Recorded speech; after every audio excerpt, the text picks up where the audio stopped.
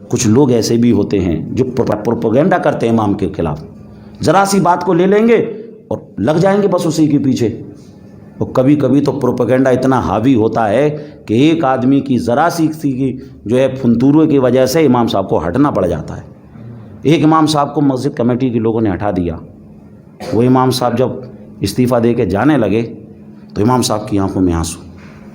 Committee کے لوگوں نے کہا، جو مقتدی تھے، کچھ جو ان کے بالکل خاصم خاص تھے، انہوں نے کہا حضرت آپ روئیے نہیں، اللہ بہت بڑا ہے، آپ کو اچھی جگہ مل جائے گی۔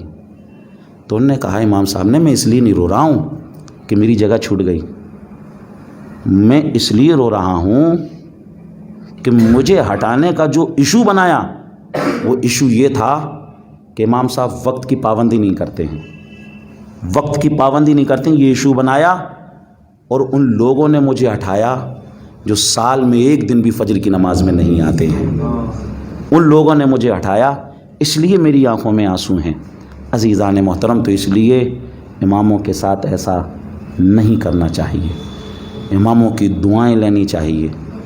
اگر امام اگر کسی کے لیے بد دعا کر دے تو پھر سمجھ لیجئے اس کا دونوں جہان میں پھر اللہ ہی مالک ہے۔ امام طبری کی ایک روایت آپ کو سنا دوں۔ سعد ابن ابی وقاص، بتائیے کتنے بڑے صحابی، جن کے لیے حضور نے کہا اے سعد تم پر میرے ماں باپ قربان ہوں۔ سارے صحابہ کہتے تھے میرے ماں باپ ہم پر آپ پر قربان ہو یا رسول اللہ، لیکن سعد ابن ابی وقاص کے لیے حضور نے کہا کہ اے سعد تم پر میرے ماں باپ قربان ہوں۔ سعد ابن ابی وقاص وہ صحابی جن کو رسول اللہ نے دنیا ہی میں جنت کا مژدہ سنایا، وہ صحابی جنہوں نے ڈائریکٹ رسول اللہ کو دیکھا اور نماز کا طریقہ سیکھا۔ لیکن فاروق اعظم کے زمانے میں جب کوفہ کی سرزمین پر امامت کے لیے حضرت فاروق اعظم نے سعد ابن ابی وقاص کو وہاں پر بھیجا تو ایک شخص نے حضرت فاروق اعظم کو لیٹر لکھا اور شکایت کی کہ سعد ابن ابی وقاص صحیح طریقے سے نماز نہیں پڑھاتے ہیں۔ امامت کے مصلی پر آئے تو دیکھیے مقتدی کیسے کیسے ہوتے ہیں۔ سعد ابن ابی وقاص کو انہوں نے نہیں چھوڑا، سعد ابن ابی وقاص کی شکایت کر دی۔ فاروق اعظم نے ایکشن لیا اور فاروق اعظم نے 2 لوگوں کو بھیجا، محمد بن مسلمہ اور عبداللہ ابن ارقم کو بھیجا کہ جاؤ دیکھو کوفہ کے حالات دیکھو۔ وہاں پر آئے، معلوم کیا، سب سے معلوم کیا، ہر آدمی یہ کہہ رہا کہ نہیں ہم نے تو ایسی کوئی شکایت نہیں کی، ہم نے تو ایسی کوئی شکایت نہیں کی، ہم نے تو ایسی کوئی شکایت نہیں کی۔ عزیزان محترم، اب وہ جو دونوں آئے تھے وہ سوچنے لگے معاملہ کوفہ سے مدینہ پہنچ گیا، لیکن یہاں پر لوگوں کو پتہ ہی نہیں ہے کیا معاملہ ہے۔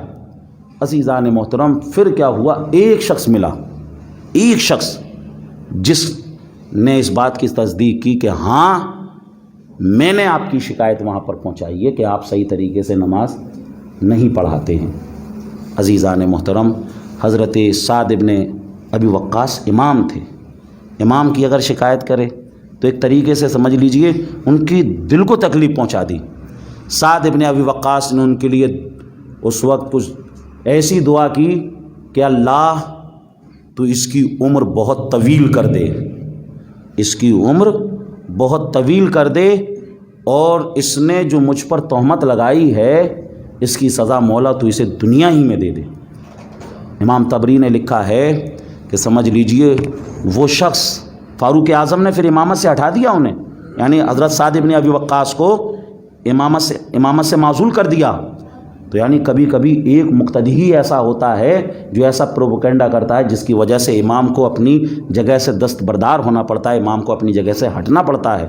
عزیزان محترم، حضرت سعد ابن ابی وقاص کو امامت سے معزول کر دیا گیا، ہٹا دیا گیا، لیکن اس شخص کے بارے میں لوگوں نے کہا کہ اس شخص کی، حضرت سعد ابن ابی وقاص کی دعائے ہلاکت کی وجہ سے سمجھ لیجئے اس کی عمر بہت زیادہ لمبی ہوئی اور سمجھ لیجئے گھسٹ کر، یعنی اس کو سمجھ لیجئے دنیا ہی کے اندر اللہ کے عذاب نے پکڑ لیا۔ تو اس لیے اماموں کی خدمت کرنا چاہیے، اماموں کے سے آگے نہیں بڑھنا چاہیے، اماموں کا ادب کرنا چاہیے۔ جب ہم